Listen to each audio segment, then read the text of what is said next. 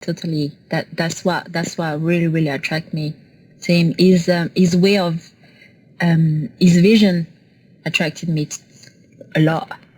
Yeah. Everything from 3 months afterwards, I was just like, that's it. Yeah. Great. Yeah, that's it. Yeah. Just getting to know him and the way, because he walks the talk. Yeah. He just don't talk. He walks the talk. That's what.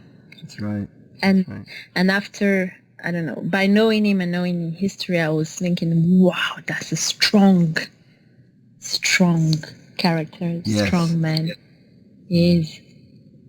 Well, that's great. That's a great story. I'm guessing that you've read Think and Grow Rich as well. By Napoleon Hill. Yes, I have. I have read. Okay. I've read Napoleon Hill. Yeah.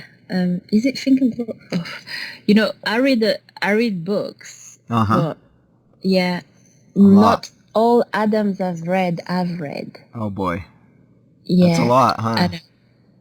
Adam has read so much. Once I remember, when in the first month when I met him, yeah, he came with a bag, and because he said you can move to my place, and so when he came with a big bag, and I thought like everybody, you will see clothes and everything, and he looked heavy.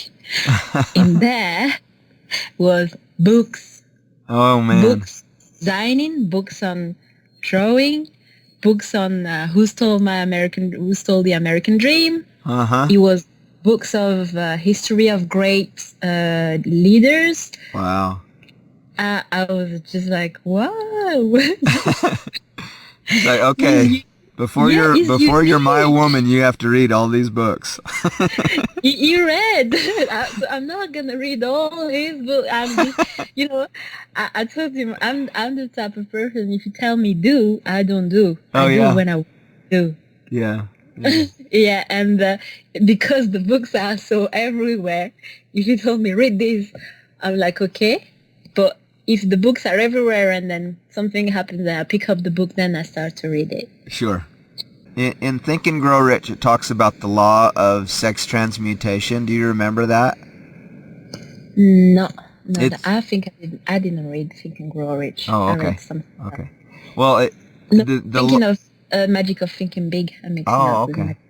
Big. Well, the law of sex transmutation, it really doesn't have anything to do with sex at all, but it refers to the power and support that you get from your spouse or mate that gives you energy to basically, accomplish more in your life. And I've heard from Adam his thoughts about this and how big of a role that you've played in being his biggest supporter and encourager. How big of a role do you think that is, between a husband and a wife or a boyfriend, girlfriend, whatever?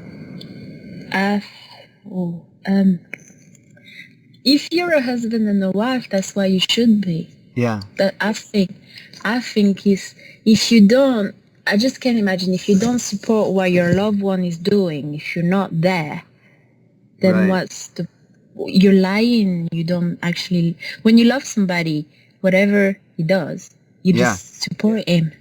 That's it. That's right. If you don't agree, I've read that in one of the books as well. It's true, but it's communication. Sometimes you don't agree. You can't be you can't agree every day, every 24 hours. No, it's not possible. Right. But one of you has got to let it go. Right. Because it's communication. I don't know. It's just, for me, it's a bit normal. It's just natural. I don't. Don't even think about it. No, it comes naturally, and I totally understand. I think I saw that in my parents as well. Probably because of the role models I have from my parents. Yeah. It comes naturally. You're always there. Whatever you need, it's just. My mom always say, give. Right. Don't ask. Give. Don't ask for anything. And my mom says it, and I see Adam doing it. And my mom says something and I see Adam doing it, and for me it's like, yeah. That's cool. Even if sometimes if I forget, then Adam, we're one now, so Adam does it. Yeah. That's cool. So yeah, Awesome. it's just a balance. Well, Andrea, you've seen Adam work. Tell us a little bit about what that's like. What are his motivators, his behaviors, his actions? First thing I say, he's a dreamer. Yeah. Yeah, he had that, and I've seen him work, and he gets things done. That's it. He's a dreamer, but he's also a task-orientated person. Once he knows where he's going, he gets in there, and it doesn't matter what comes on his way. He gets in there, and he's got to get it done. Right. It doesn't matter what goes on the way. It doesn't matter if Andrea says, "Would you like rice or pasta?" He's in there. He's in that zone. He's in there. So I'm used to it now. But no, but you just can imagine at the beginning